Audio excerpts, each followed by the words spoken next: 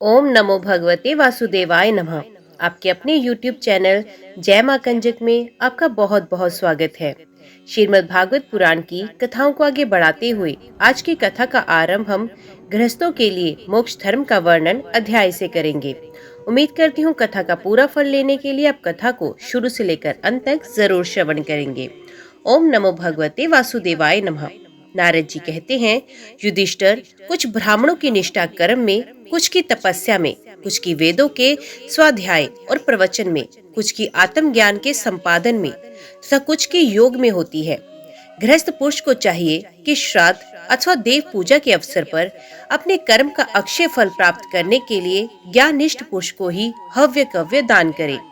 यदि वे ना मिले तो योगी प्रवचनकार आदि को यथा योग्य और यथा कर्म कर देना चाहिए। देव कार्य में 2 और पितृ कार्य में 3 अथवा दोनों में एक एक ब्राह्मण को भोजन कराना चाहिए। अत्यंत धनी होने पर भी श्राद्ध कर्म में अधिक विस्तार नहीं करना चाहिए, क्योंकि सगे संबंधी आदि स्वजनों को देने से और विस्तार करने से देश कालोचित श्रद्धा, पदार्थ और पात्र और पूजन आदि ठीक ठीक नहीं हो पाते। देश और काल के प्राप्त होने पर ऋषि मुनियों के भोजन करने योग्य शुद्ध हव्यन्य भगवान को भोग लगाकर श्रद्धा से विधि पूर्वक योग्य पात्र को देना चाहिए। वे समस्त कामनाओं को पूर्ण करने वाला और अक्षय होता है। देवता, ऋषि, पितृ, अन्य प्राणी, स्वजन और अपने आप को भी अन्न का विभाजन करने के समय परमात्मा स्वरूप ही देखें। धर्म का मर्म जानने वाला पुरुष श्राद्ध में मांस का अर्पण न करे और न स्वयं ही उसे खाए, क्योंकि पितरों को ऋषि मुनियों के योग्य हविष्यान्य से जैसी प्रसन्नता होती है वैसी पशु हिंसा से नहीं होती। जो लोग सद्धर्म पालन की अभिलाषा रखते हैं उनके लिए इससे बढ़कर और कोई धर्म नहीं है कि किसी भी प्राणी को मन, वाणी और शरीर से किसी प्रकार का कष्ट ना दिया जाए। इसी से कोई कोई यज्ञ तत्व को जानने वाले ज्ञानी ज्ञान के द्वारा प्रज्वलित आत्म संयम रूप अग्नि में इन कर्म में यज्ञों का हवन कर देते हैं और बाह्य कर्म कलापों से उपरत हो जाते हैं। जब कोई अन्य इन दिव्यमय यज्ञों से यजन करना चाहता है तब सभी प्राणी डर जाते हैं।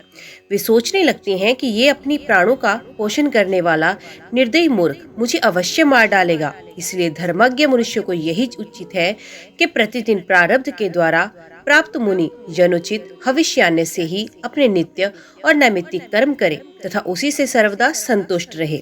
अधर्म की 5 शाखाएं हैं: विधर्म, परधर्म, आभास, उपमा और छल। धर्मज्ञ पुरुष अधर्म के समान ही इनका भी त्याग कर दे।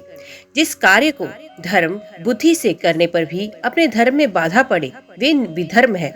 किसी अन्य के द्वारा अन्य पुरुषों के लिए उपदेश किया हुआ धर्म परधर्म है। पाखंड या दंभ का नाम उपधर्म अथवा उपमा है। शास्त्र के वचनों का दूसरे प्रकार का अर्थ कर देना छल है।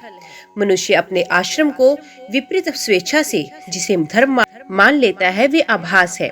अपने अपने स्वभाव के अनुकूल जो वर्णोश्रमित धर्म है वो भला किसे शांति नहीं देते। धर्मात्मा पुरुष निर्धन होने पर भी धर्म के लिए अथवा शरीर निर्वाह के लिए धन प्राप्त करने की चेष्टा ना करे, क्योंकि जैसे बिना किसी प्रकार की चेष्टा किए अजगर की जीविका चलती ही है, वैसे ही निवृत्ति परायण पुरुष की निवृत्ति ही उसकी जीविका का निर्वाह करती है। जो सुख अपनी आत्मा में रमण करने वाले निष्क्रिय संतोषी पुरुष को मिलता है वे उस मनुष्य को भला कैसे मिल सकता है जो कामना और लोभ से धन के लिए हाय हाय करता हुआ इधर उधर दौड़ता रहता है। जैसे पैरों में जूता पहनकर चलने वाले को कंकड़ और कांटों से कोई डर नहीं होता, वैसे ही जिसके मन में संतोष है उसके लिए सर्वदा और सब कहीं सुख ही सुख है, दुख है ही नहीं। युधिष्ठिर, ना जाने क्यों मनुष्य केवल जल मात्र से ही संतुष्ट रहकर अपने जीवन का निर्वाह नहीं कर लेता, अपितु रसनेंद्रिय और ज्ञान इंद्रियों के फेर में पकड़कर ये बेचारा घर की चौकसी करने वाले कुत्ते के समान हो जाता है। जो ब्राह्मण संतोषी नहीं है, इंद्रियों की लोलुपता के कारण उसके तेज, विद्या, तपस्या और यश क्षीण हो जाते हैं और वे विवेक भी खो बैठता है। भूख और प्यास मिट जाने पर खाने पीने की कामना का अंत हो जाता है। क्रोध भी अपना काम पूरा करके शांत हो जाता है। परंतु यदि मनुष्य पृथ्वी की समस्त दिशाओं को जीत ले और भोग ले तब भी लोभ का अंत नहीं होता। अनेक विषयों के ज्ञाता शंकाओं का समाधान करके चित्त में शास्त्रोक्त अर्थ को बिठा देने वाले और विद्याभ्यास भाषाओं के सभापति बड़े बड़े विद्वान भी असंतोष के कारण गिर जाते हैं। धर्मराज संकल्पों के परित्याग से काम को, कामनाओं के त्याग से क्रोध को, संसारी लोग जिसे अर्थ कहते हैं उसे अनर्थ समझकर लोभ को और तत्व के विचार से भय को जीत लेना चाहिए। अध्यात्म विद्या से शोक और मोह पर, संतों की उपासना से दम पर, मौन के द्वारा योग के विघ्नों पर और शरीर प्राण आदि को निषेध करके हिंसा पर विजय प्राप्त करनी चाहिए।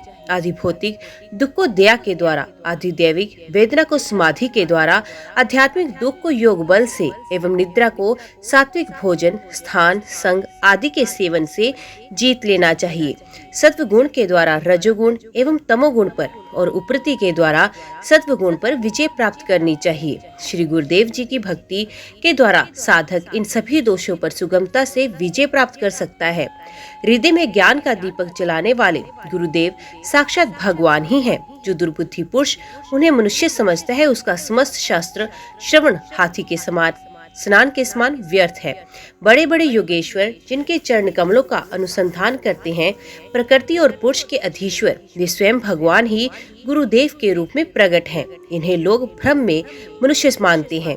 शास्त्रों में जितने भी नियम संबंधी आदेश हैं, उनका एकमात्र तात्पर्य ये है कि काम, क्रोध, लोभ, मोह, मद और मत्सर इन 6 शत्रुओं पर विजय प्राप्त कर ली जाए अथवा 5 इंद्रिय और मन ये 6 वश में हो जाए। ऐसा होने पर भी यदि उन नियमों के द्वारा भगवान के ध्यान चिंतन आदि की प्राप्ति नहीं होती तो उन्हें केवल श्रम ही श्रम समझना चाहिए।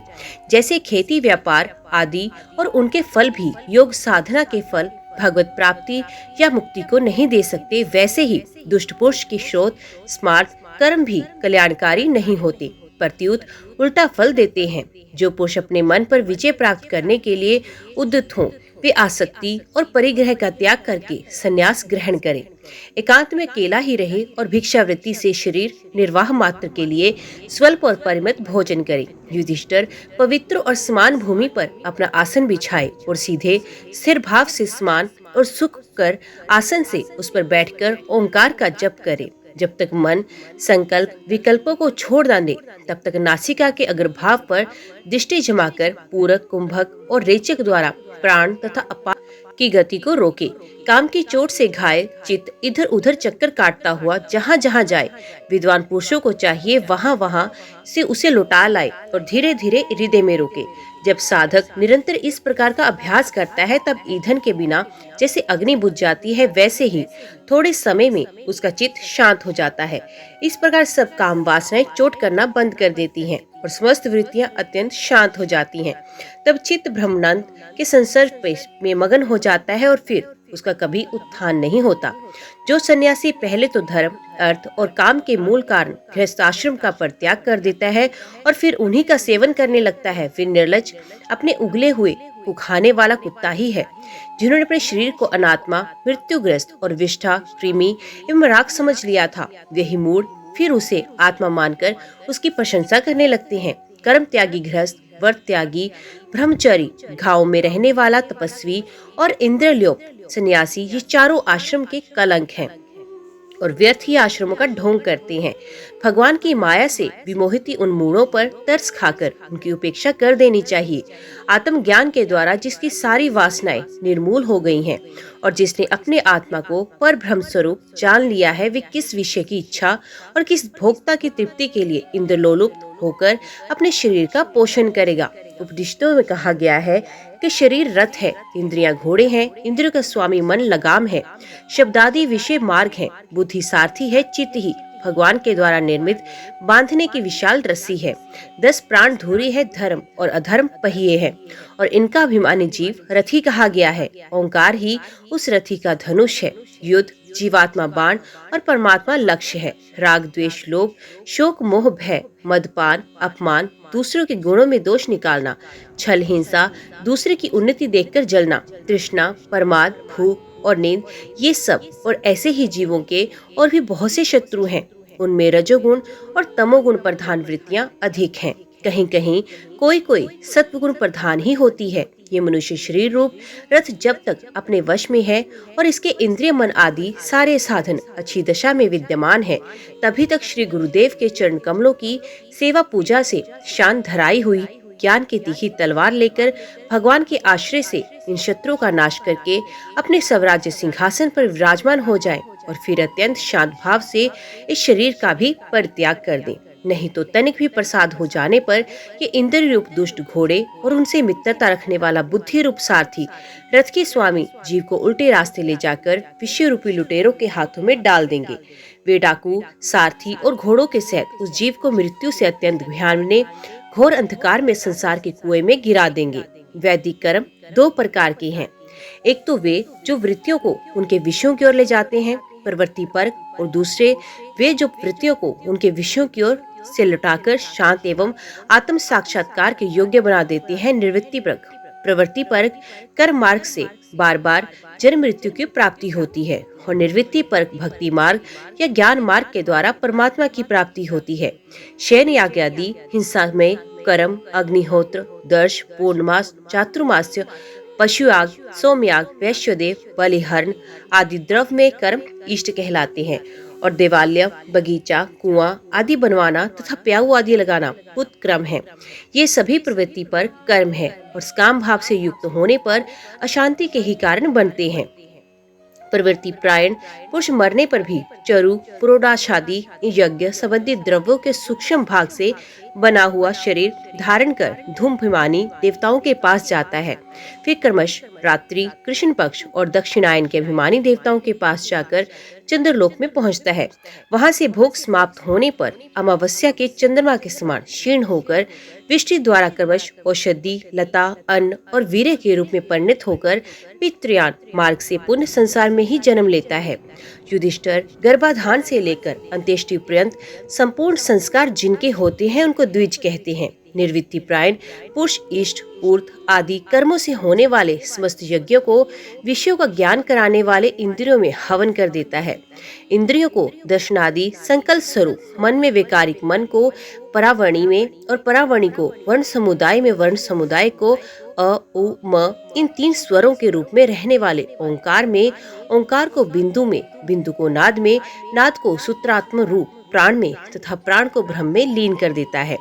वे निर्वृत्ति निर्दिष्ट ज्ञानी क्रमश अग्नि, सूर्य दिन, सायंकाल, शुक्ल पक्ष, पूर्णमासी, उत्तरायण के अभिमानी देवताओं के पास जाकर ब्रह्मलोक में पहुंचता है और वहां के भोग समाप्त होने पर वे स्थूलपाधिक विश्व अपनी स्थूल उपाधि को सूक्ष्म में लीन करके सूक्ष्म उपाधिक तेजस हो जाता है। फिर सूक्ष्म उपाधि को कारण में लेकर के कारणोपाधिक प्राज्ञ रूप से स्थित होता है। फिर सबके साक्षी रूप से सर्वत्र अनुगत होने के कारण साक्षी के ही स्वरूप में कारणोपाधि का लेकर तुरीय रूप से स्थित होता है।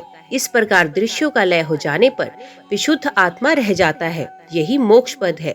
इसे देवयान मार्ग कहते हैं। इस मार्ग से जाने वाला आत्मोपासक संसार की ओर से निर्वृत्त होकर एक से दूसरे देवता के पास होता हुआ ब्रह्मलोक में जाकर अपने स्वरूप में स्थित हो जाता है। वे प्रवृत्ति मार्गी के समान फिर जन्म मृत्यु के चक्कर में नहीं पड़ता। ये पितृयान और देवयान दोनों ही विदोक्त मार्ग हैं। जो शास्त्रीय दृष्टि से इन्हें तत्व जान लेता है, वे शरीर में स्थित रहता हुआ भी मोहित नहीं होता। पैदा होने वाले शरीरों के पहले ही कारण रूप से और उनका अंत हो जाने पर भी उनकी अवधि रूप से जो स्वयं विद्यमान रहता है, जो भोग रूप से बाहर और भोक्ता रूप से भीतर है, तथा ऊंच और नीच जानना और जानने का विषय, वाणी और वाणी का विषय, अंधकार और प्रकाश आदि वस्तुओं के रूप में जो कुछ भी उपलब्ध होता है, वे सब स्वयं ये तत्ववेत्ता ही है। इसी से मोह उसका स्पर्श नहीं कर सकता। दर्पण आदि में दिख पड़ने वाला प्रतिबिंब विचार और युक्ति से बाधित है, उसका उसमें अस्तित्व है ही नहीं। फिर भी वस्तु के रूप में तो वे दिखता ही है। वैसे ही इंद्रियों के द्वारा दिखने वाला वस्तुओं का भेदभाव भी विचार, युक्ति, आत्मानुभव से असंभव होने के कारण वस्तु न होने पर भी सत्य सा प्रतीत होता है। पृथ्वी आदि पंचभूतों से इस शरीर का निर्माण नहीं हुआ। वास्तविक दृष्टि से देखा जाए तो ना तो वश उन पंचभूतों का संघात है, न विकार या परिणाम ही, क्योंकि ये अपने अवयव से ना तो पृथक है और न उनमें अनुगत ही है, अतएव मिथ्या है। इसी प्रकार शरीर के कारण रूप पंचभूत भी अव्ययी होने के कारण अपने अवयव सूक्ष्म भूतों से भिन्न नहीं है, अव्यय रूप ही है। जब बहुत खोजबीन करने पर भी अवयवों के अतिरिक्त अव्ययी का अस्तित्व नहीं मिलता तो ये असत्य ही सिद्ध होता है। तब अपने आप ही ये सिद्ध हो जाता है कि ये अव्यय ही असत्य है। जब तक अज्ञान के कारण एक ही परम तत्व में अनेक वस्तुओं का भेद मालूम पड़ते रहते हैं, तब तक ये भ्रम भी रह सकता है कि जो वस्तुएं पहले थी वे अब भी हैं। और स्वप्न में भी जिस प्रकार जागृत, स्वप्न आदि अवस्थाओं के अलग अलग अनुभव होते ही हैं तथा उनमें भी विधि निषेध के शास्त्र रहते हैं, वैसे ही जब तक इन भिन्नताओं के अस्तित्व का मोह बना हुआ है तब तक यहाँ भी विधि निषेध के शास्त्र ही हैं। जो विचारशील पुरुष स्वानुभूति से आत्मा के त्रिविध अद्वैत का साक्षात्कार करते हैं, वे जागृत, स्वप्न, सुषुप्ति और दृष्टा, दर्शन तथा दृश्य के भेद रूप स्वप्न को मिटा देते हैं। ये अद्वैत तीन प्रकार की हैं, भाद्वैत, क्रियाद्वैत और द्रव्याद्वैत। जैसे वस्त्र सूत रूप ही होता है, वैसे ही कार्य कारण मात्र ही है, क्योंकि भेद तो वास्तव में है ही नहीं। इस प्रकार सबकी एकता का विचार भाव द्वैत है। युधिष्ठिर, मन, वाणी और शरीर से होने वाले सब कर्म स्वयं परब्रह्म परमात्मा में ही हो रहे हैं, उसी में अध्यस्त हैं। इस भाव से समस्त कर्मों को समर्पित कर देना क्रियाद्वैत है। स्त्री, पुत्र आदि सगे संबंधी एवं संसार के अन्य समस्त प्राणियों की तथा अपने स्वार्थ और भोग एक ही हैं, उनमें अपने और पराय का भेद नहीं है। इस प्रकार का विचार द्रव्याद्वैत है। युधिष्ठिर, जिस पुरुष के लिए जिस द्रव्य को जिस समय जिस उपाय से जिसे ग्रहण करना शास्त्राज्ञा के विरुद्ध ना हो, उसे उसी से अपने सब कार्य संपन्न करने चाहिए।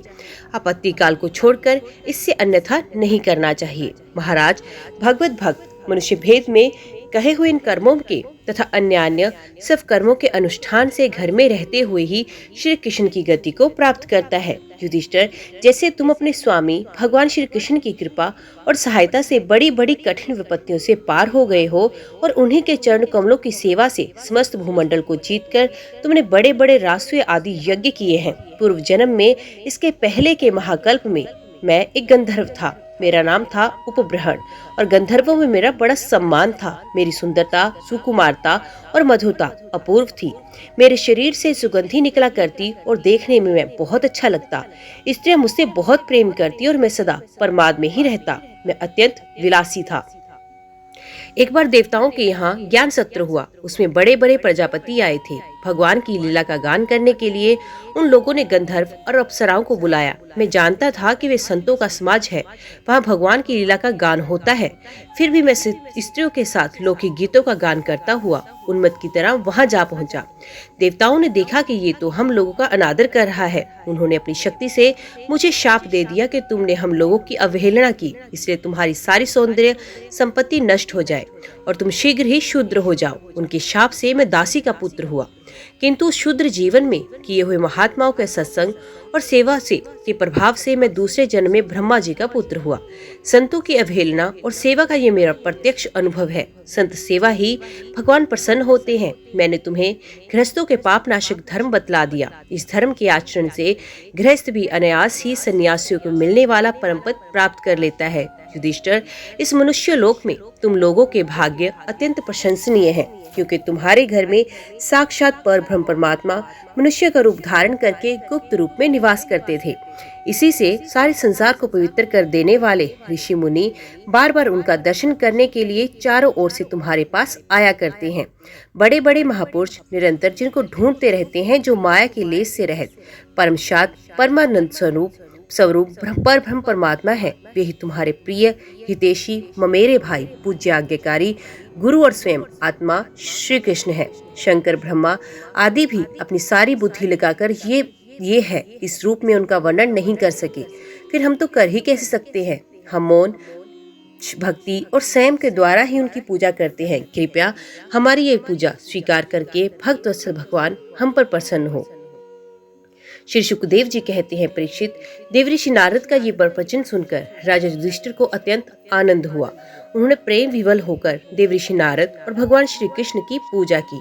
देवऋषि नारद भगवान श्री कृष्ण और राजा युधिष्ठिर से विदा लेकर और उनके द्वारा सत्कार पाकर चले गए। भगवान श्री कृष्ण ही पर ब्रह्म है, ये सुनकर युधिष्ठिर के आश्चर्य की सीमा न रही। परीक्षित, इस प्रकार मैंने तुम्हें दक्ष पुत्रियों के वंशों का अलग अलग वर्णन सुनाया। उन्हीं के वंश से देवता, असुर, मनुष्य आदि और संपूर्ण चराचर की सृष्टि हुई है।